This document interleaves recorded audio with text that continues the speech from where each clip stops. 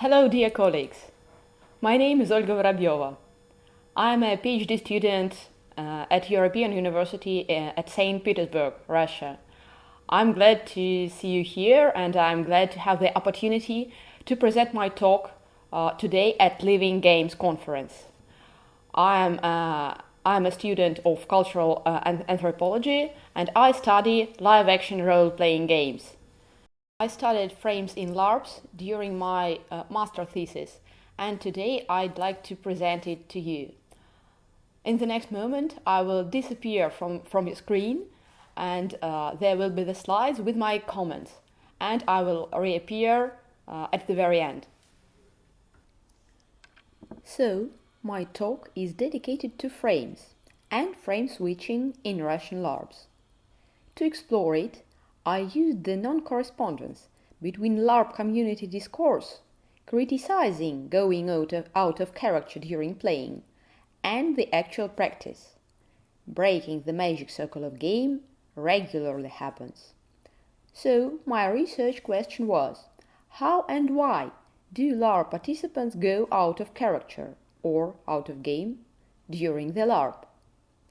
My research is based on the idea of frames, stated by Irving Goffman. I'm not the first who addressed frames to investigate role-playing games. The first fundamental work in this field is Shared Fantasy by Gary Allen Fine, in which the researcher finds three main layers, or frames, within tabletop RPG. Other academics constructed their own systems of frames, applying them to tabletop RPGs such as McKay and Kellomaki, video role-playing games, the system by Lars Konzak, or pervasive LARPs, the system by Myra and Lankowski. In the following talk, I will explain their systems in more details. Geir Tor Brenne, in his PhD dissertation, investigates how the diegetic frame is maintained during LARPs, but he does not focus on the frame system in LARPs itself. Why did I decide to explore frame system? From the anthropological point of view, frames in playing are a good reflection of everyday communication. According to Irving Goffman, games seem to display in a simple way the structure of real-life situations. They cut us off from serious life by immersing us in a demonstration of possibilities. We return to the world as gamesmen, prepared to see what is structural about reality and ready to reduce life to its liveliest elements. Gary Allen Fine follows Goffman. Games seem particularly appropriate to the application of frame analysis because they represent a bounded set of social conventions, namely a social world. For my research, I developed the following design. I focused on the cases of breaking the in-game frame. To collect the data, my main method was systematic self-observation of a group. It means that I asked people to write down some particular case every time they feel it happens, and after that to hand me in the report. I did the same task myself. Additional methods were participant observation, data from Russian LARP blogs and online forums, and interviews and focus groups. Having collected the data, I analyzed it using software Atlas TI.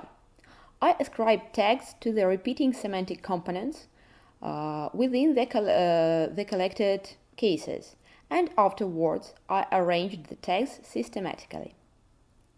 This part of research was mostly held in 2012-2014. I focused on 13 LARPs made by Moscow and St. Petersburg organizers groups. They were so-called field LARPs, which means that they took place in a wood or in country touristic cottages or in youth camps. Their average length is from 1 to 5 days. There are from 30 to 600 participants, mostly from 20 to 40 years old. I tried to balance the selection of LARPs according to the genre: historical, fantasy, and sci-fi ones. 14 volunteers agreed to help me in collecting the cases. They were from 25 to 37 years old, mostly males, from Moscow and St. Petersburg. I asked them to note every moment they feel out of character. As a result, I got about 600 cases of breaking the in-game frame. Having analyzed the cases, I came to my major finding. Frame system of Russian field LARPs contains at least 5 domains, and 4 group of triggers pushing participants out of in-game or diegetic frame have been found. Now, let me show you the differences between frame systems developed for different types of RPG. The first one was made by Gary Allen Fine in 1983 and concerned tabletop role-playing. You can see it in the center. It consisted of 3 layers: the primary framework with literal meaning of actions, gaming frame inhabited by players, and fantasy frame inhabited by their characters. Later, the word diegetic started to be used, introduced by Nordic LARP academics, applying to the fantasy frame, Later, 2 other systems of tabletop frames appeared. You can see it to the right: Mackay's system and Kellomakis system. They all are close to the Fine's one, but include more layers within diegetic or characters frame. The system by Franz Mayra and Petri Lankowski, find it to the left, demonstrates the frames of pervasive LARPs, which are also similar to Fine's schema. They divide physical world, mixed world, connected with the electronic device and letting the player into the game, and spirit world, with in-game events and characters. It is noticeable that the first frame is called social at tabletop researchers and physical at pervasive ones, as the systems strongly depend on the form of role-playing. Having analyzed my data, I found at least 5 domains of reference used during LARPs. Let me start from the diegetic one, unlike the previous systems, which started from the primary framework without additional eliminations. So, the first domain is diegetic, or in-game one. A participant feels there being a character. It is a sort of target domain, desirable to reach for the LARPers.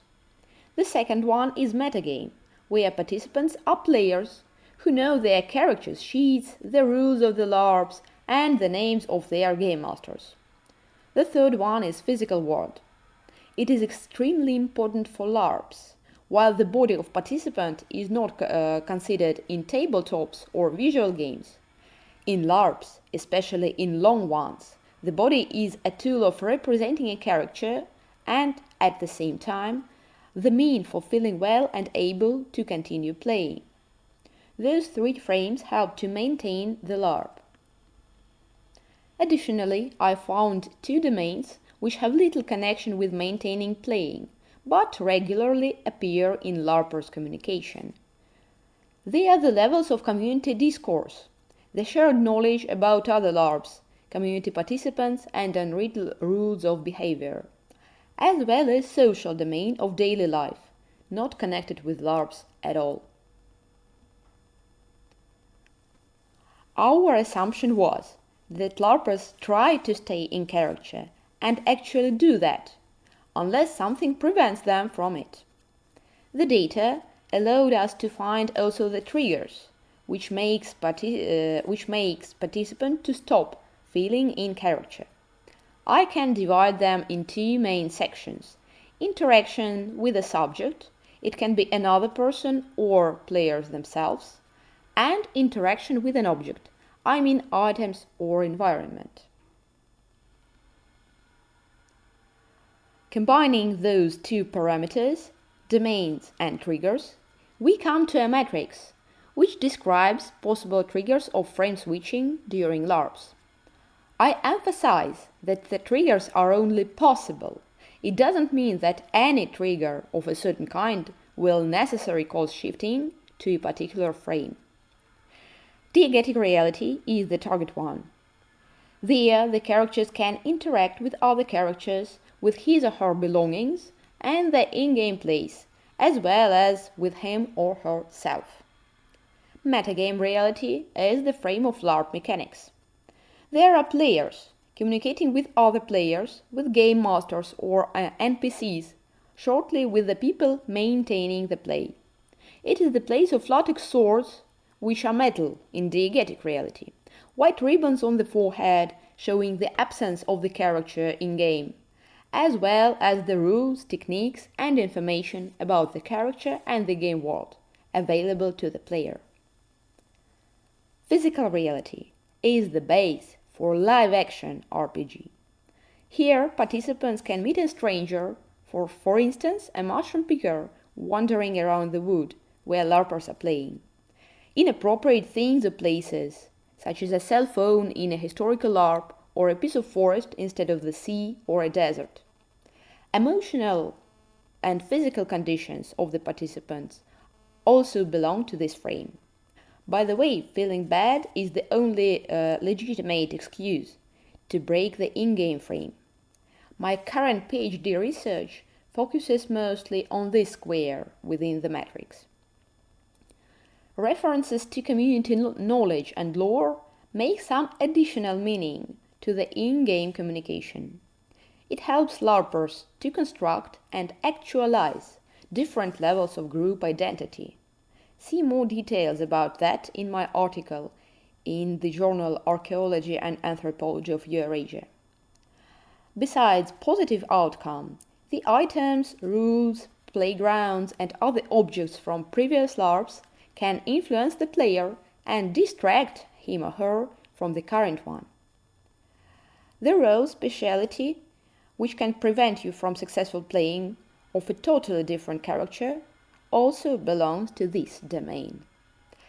And finally, each LARPer has a daily life, which also may influence the play and help the participant or distract him or her from the in-game world. Thus, meeting an explicit off-game vegetarian among Vikings, or inability to break off-game ethics to portray an evil character, belongs to this domain. Let me pass to the conclusions. First, cases of breaking target, here diegetic, frame help to explore the entire frame system, as well as possible triggers of frame switching. The main development of existing frame systems is the following. In addition to previously found frames, social frame, players frame, characters frame, the primary framework was split into physical and social frames. An important referential domain of LARP community knowledge was found. Speaking about the limitation of the results, the system is mostly applicable to LARPs, not to tabletops or visual RPG, as it implies physical actions. Also, it concerns LARPing groups as communities of practice, while occasional players without group belonging lack domain 4. The results are important for game studies theory, showing the structure of playing, for anthropology, as an example of analysis of face-to-face interaction, and for LARP practice as a tool to detect in advance and avoid at least some triggers that push participants out of game. Future studies can focus on frequency and quantitative analysis, as well as on distribution of triggers between different LARP genres, for example. Comparative studies with other LARP cultures seem also very fruitful. Here you can see the fundamental bibliography of frames in role-playing games. I mentioned those researchers in the first part of my presentation.